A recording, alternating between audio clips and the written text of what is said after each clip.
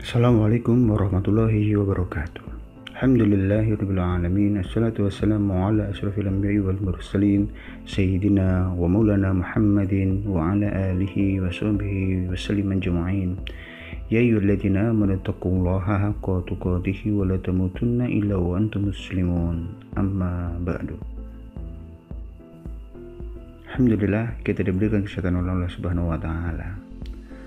Pada kesempatan ini kita akan membahas sebuah tema yang sangat dekat dengan kita dan sering kita ulang-ulang, yang sebentar lagi akan kita sambut, yaitu bulan Ramadan.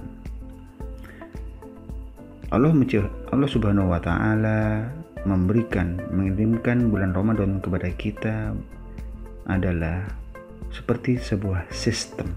Jadi Ramadan ini adalah sebuah sistem besar yang dianugerahkan Allah Subhanahu wa taala kepada kita orang-orang yang beriman. Allah Subhanahu wa taala menyeru kita di dalam kitabnya, A'udzubillahi minasyaitonirrajim, ya ayyuhalladzina amanu kutiba alaikumussyam kama kutiba alal ladzina min qablikum la'allakum tattaqun. Wahai orang-orang yang beriman, diwajibkan atas kalian berpuasa sebagaimana diwajibkan atas orang-orang sebelum kamu, agar kamu bertakwa. Al-Baqarah ayat 183. Jika kita merenungi firman Allah Subhanahu wa taala tentang ayat ini, maka kita akan mendapatkan sedikitnya 3 hal yang menarik, yaitu yang pertama, wahai orang-orang yang beriman.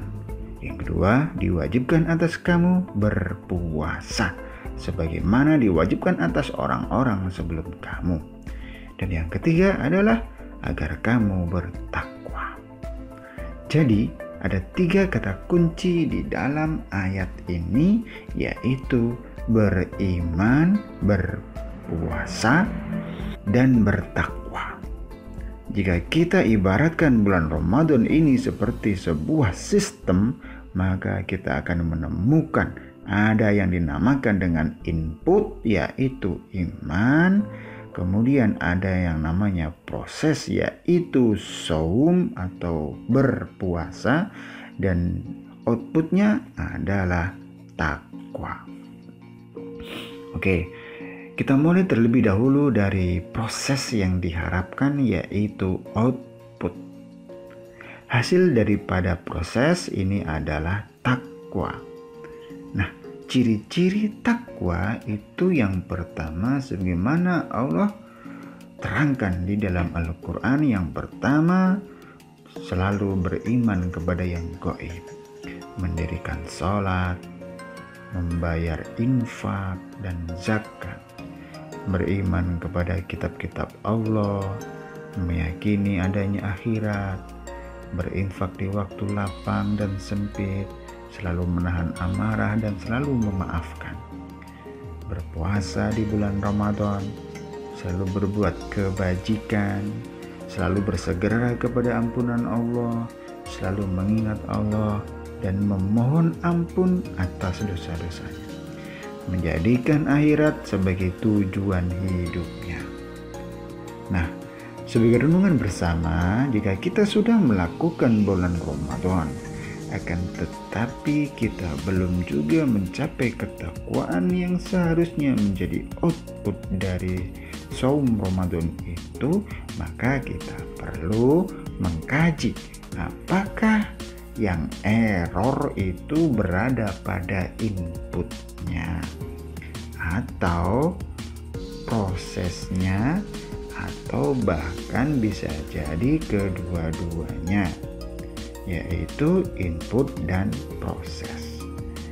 Di dalam prinsip sebuah sistem, sebagaimana yang kita ketahui, jikalau outputnya bermasalah, yaitu takwa, maka kita masih bermasalah sampai hari ini ketakwaan kita, maka kita perlu membenahi dan memeriksa kembali inputnya, yaitu keimanan kita. Demikian pula prosesnya, yaitu puasanya. Input dan proses harus dicek semuanya. Yang pertama, kita akan membahas tentang inputnya, yaitu beriman. Ketika Allah Subhanahu wa Ta'ala menyerukan, hai orang-orang yang beriman, sebagaimana ayat 183 surat Al-Baqarah, maka berarti ada yang harus kita benahi betul-betul sebelum kita memasuki bulan Ramadan sebagai sebuah sistem besar, yaitu keimanan kita kepada Allah, keyakinan kita kepada Allah, bersandarnya kita kepada Allah, percayanya kita kepada Allah Subhanahu wa Ta'ala. Ada pertanyaan-pertanyaan mendasar yang harus kita jawab dengan jujur dalam hati kita. Apakah kita sudah termasuk orang-orang yang beriman, yang sudah berhusnudzon sepenuhnya kepada Allah? Apakah di dalam keimanan kita itu sudah meyakini bahwa segala perintah Allah pastilah memberikan maslahah, kebaikan kepada hidup kita, dan semua larangannya akan berdampak buruk atau akan memberikan mudarat dalam hidup kita? Apakah kemudian kita sudah menjadikan Allah sebagai sandaran, Allahus Samad, kita di dalam menghadapi berbagai persoalan? Apakah kita juga sudah menjadikan hajat kepada Allah sebagai cara kita untuk terus dekat kepadanya? Apakah kita selalu berzikir kepada Allah Subhanahu wa Ta'ala, baik dalam keadaan lapang maupun sempit, baik dalam keadaan duduk, berbaring, maupun berdiri? Yang kedua, proses, yaitu berpuasa. Barangkali yang error adalah prosesnya. Jika inputnya sudah benar, jika keimanan sudah benar, maka kita akan cek prosesnya, yaitu puasa kita. Apakah kita sudah berkesempatan untuk mengkaji ulang fikih shaum kita? Sudahkah kita mempelajari fikih puasa, syarat wajibnya, sunnah-sunnahnya, hal-hal yang membatalkannya, yang makruh-makruhnya? Maka kita harus cek kembali pemahaman kita ini. Apakah puasa kita hanya sebatas pada menahan lapar dan dahaga? Apakah puasa kita hanya sebatas melaksanakan ibadah sahur di pagi hari, kemudian berpuasa, bekerja, kemudian berbuka di sore hari? Bukankah sesungguhnya hakikat berpuasa itu adalah mempuasakan diri kita dari hal-hal yang membawa kemaksiatan, melindungi diri kita dari kemaksiatan kepada Allah Subhanahu wa Ta'ala? Seluruh organ tubuh kita, hati kita, pikiran kita, syahwat kita, semuanya dibelenggu untuk berpuasa. Semuanya berpuasa. Sehingga Rasulullah SAW mewanti-wanti kepada kita, merugilah orang-orang yang berpuasa jika dia hanya mendapatkan lapar dan dahaga. Apakah yang kita makan selama berpuasa itu sudah halal dan thayyib? Inilah latihan besar kita, perjuangan besar kita berproses di bulan Ramadan ini dengan berpuasa. Karena proses ini adalah sebuah jihad besar, perjuangan besar yang akan melahirkan para pemenang-pemenangnya. Berpuasa juga proses perubahan diri. Salah satu ciri orang yang bertakwa adalah selalu berbuat kebaikan. Allah Subhanahu wa Ta'ala berfirman di dalam surat Ali Imran ayat 115, dan apa saja kebajikan yang mereka kerjakan, maka sekali-kali mereka tidak dihalangi untuk menerima pahalanya, dan Allah Maha mengetahui orang-orang yang bertakwa. Berbuat kebajikan di bulan Ramadan selain melaksanakan ibadah shaum, kita juga harus bersemangat untuk menjaga sholat wajibnya, sholat sunnahnya, ibadah-ibadah sunnah lainnya. Karena ibadah wajib akan bernilai berlipat ganda, ibadah sunnah akan bernilai ibadah wajib.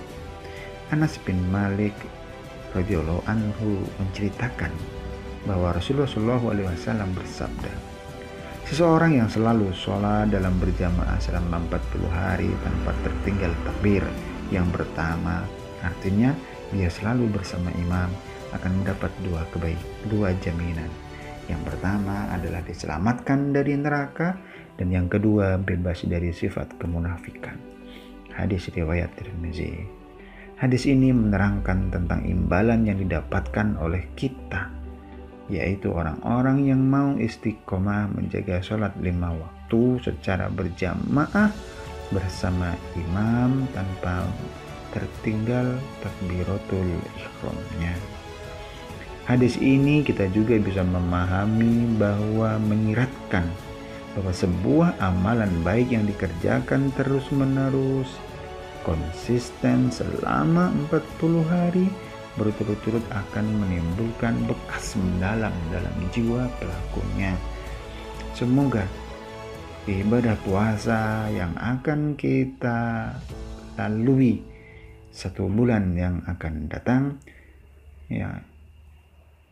yaitu selama 30 hari maksimal, dan akan kita lanjutkan dengan berpuasa di bulan Syawal selama 6 hari. Maka kalau kita jumlahkan 30 hari di bulan Ramadan ditambah 6 hari di bulan Syawal sama dengan 36, artinya sudah mendekati 40 hari menuju perubahan yang akan membekas dalam jiwa dan diri kita, yang akan mendidik kita, mentarbiah kita untuk siap menghadapi tantangan kehidupan di 11 bulan berikutnya. Inilah Ramadan sebagai sebuah sistem yang inputnya adalah iman, prosesnya adalah puasa, dan outputnya adalah takwa. Mudah-mudahan Allah memberikan keistiqomahan kepada kita, dan Allah Subhanahu wa Ta'ala senantiasa menerima ibadah-ibadah yang kita lakukan sebelum, selama Ramadan, dan setelah Ramadan. Mudah-mudahan kita mendapatkan output yang diberikan oleh Allah Subhanahu wa Ta'ala, yaitu menjadi orang-orang yang bertakwa.